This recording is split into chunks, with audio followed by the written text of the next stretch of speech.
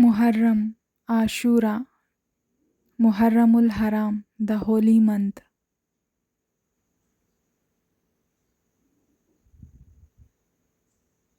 ಶಿಯಾ ಪಂಗಡದವರು ಈ ಹಬ್ಬವನ್ನು ಭಿನ್ನವಾಗಿ ಆಚರಿಸುತ್ತಾರೆ. ಶೋಕ ಸಂಕೇತವಾಗಿ ಮುಹರ್ರಂ ತಿಂಗಳ ಆರಂಭದಿಂದ ಕಪ್ಪು ಬಟ್ಟೆಗಳನ್ನು ಧರಿಸುತ್ತಾರೆ.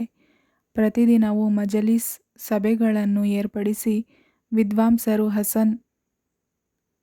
ಹಜರತ್ ಇಮಾಮ್ ಹುಸೈನ್ರ ಹಾಗೂ ಅವರ ಜೊತೆಗಾರರು ಹುತಾತ್ಮರಾದ ಘಟನೆಯನ್ನು ವಿವರಿಸುತ್ತಾರೆ.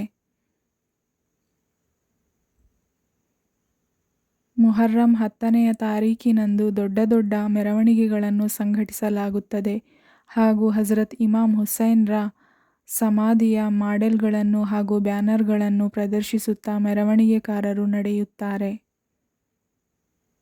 ದುಃಖ ಹಾಗೂ ಶೋಕ ಸೂಚಕವಾಗಿ ಹರಿತವಾದ ಬ್ಲೇಡ್, ಚಿಕ್ಕ ಕತ್ತಿ ಇತ್ಯಾದಿಗಳಿಂದ ತಮ್ಮ ಬೆನ್ನು ಹಾಗೂ ಎದೆಗಳ ಮೇಲೆ ಗಾಯ ಮಾಡಿಕೊಳ್ಳುತ್ತಾ ಸಾಗುತ್ತಾರೆ. ಹುತಾತ್ಮರು ಅನುಭವಿಸಿದ ಕಷ್ಟವನ್ನು ತೋರಿಸಲು ಈ ರೀತಿಯಾಗಿ ರಕ್ತ ಹರಿಸಲಾಗುತ್ತದೆ.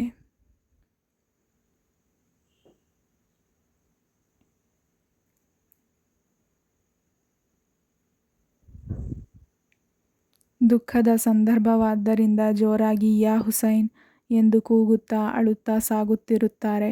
ಸಾಮಾನ್ಯವಾಗಿ ಬಿಳಿ ಕುದುರೆಯನ್ನು ಚೆನ್ನಾಗಿ ಸಿಂಗರಿಸಿಕೊಂಡು ಮೆರವಣಿಗೆಯಲ್ಲಿ ಕೊಂಡೊಯ್ದು ಹಜರತ್ ಇಮಾಮ್ ಹುಸೈನ್ರ ಹುತಾತ್ಮರಾದ ನಂತರ ಅದರ ಖಾಲಿಯಾದ ಸವಾರಿಯನ್ನು ನೆನಪಿಗೆ ತರುತ್ತಾರೆ.